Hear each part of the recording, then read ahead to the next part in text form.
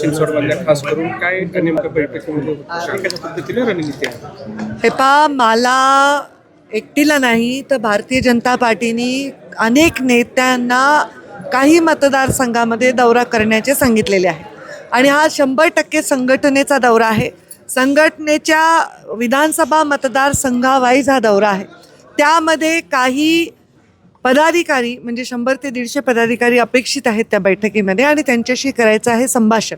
आणि याच्यामध्ये अत्यंत संघटनात्मक विषय आम्हाला हाताळायचे आहेत आणि विधानसभेची ही पूर्वतयारी आहे असं म्हणायला हरकत नाही. खरं तर मागणी करण्यात आली आहे का आपल्या एकूण म्हणजे चिंचवडमध्ये खूप इच्छुक आहेत. विद्यमान आमदार अश्विनीताई जगताप पासून त्यांच्याच घरात शहराध्यक्ष त्यांचे दीरही इच्छुक आहेत.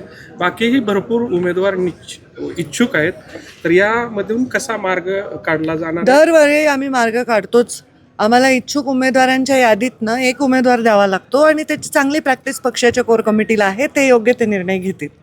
खरं तर तुम्ही आत्ता सांगितलं की बऱ्याच नेत्यांना जबाबदारी दिलेली आहे, प्रत्येकजण फिरतो आहे.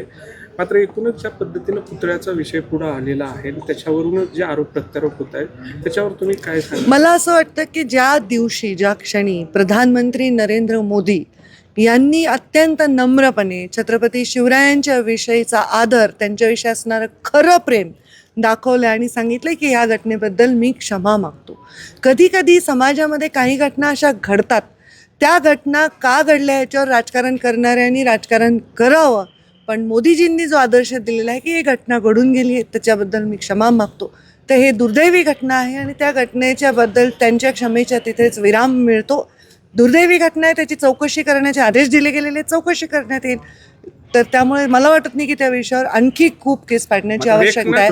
छत्रपती आमच्या हृदयात आहेत आणि छत्रपतींचा पुतळा पडला ह्याचं वेदना प्रधानमंत्र्यांपासून आमच्यापर्यंत सर्वांच्या मनात आहे. पुतळा कोसळल्यानंतर वेगवेगळी वक्तव्य जे आहेत ती महायुतीकडून सुद्धा येतात. आत्ताच मी सांगितलं की त्यांच्यानंतरच मोदीजींनी जे वक्तव्य केलं, आता त्यांच्यानंतर कोणी बोलायचं कारण नाही. एक वक्तव्य आहे की छत्रपती शिवाजी महाराज तेही आधीच बोललेत नव्हते आणि सुरतेचा इतिहास जो आहे तो काँग्रेसने या ठिकाणी मला फ्रँकली कोणी काही बोललं, कोणीही नेता असो कोणत्याही पक्षाचा, त्याच्यावर मी टिप्पणी करण्याची आवश्यकता वाटत नाही, कारण मी ते स्वतः पाहिलेलं नाही.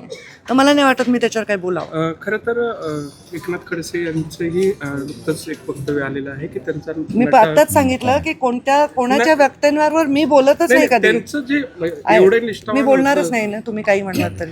कारण मी झाला की नाही तुम्ही थांबा, तुम्ही टेन्शन नाही. मी माझ्या जीवनामध्ये अमुक माणूस अमुक बोलला म्हणून मी बोलत नाही.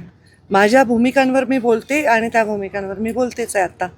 त्यामुळे कोणी काय बोललं असेल ते मी नाही ऐकलं त्याच्यावर मी टिप्पणी करावी, तो माझा रोलही नाही पक्षामध्ये. महायुतीमधला अंतर्गत आहे, म्हणजे हा पुतळ्याचा विषय नाही, महायुतीमधला अंतर्गत. तानाजी सावंत यांनी एक वक्तव्य केलं होतं. परत वक्त्यावर आले तुम्ही. परंतु तसंच त्याच्यावर मी हेच उत्तर रिपीट करण्याची काही आवश्यकता नाही. बातमीच देत नाही म्हणून कैलास मिळाली बातमी आता. मला बातमी देण्यासाठी असं करण्याची आवश्यकता नाही. आता एक प्रश्न, आगामी काळात महाराष्ट्राला महिला मुख्यमंत्री मिळतील का? आता परत तुम्ही बातमी काढायचा प्रयत्न करताय.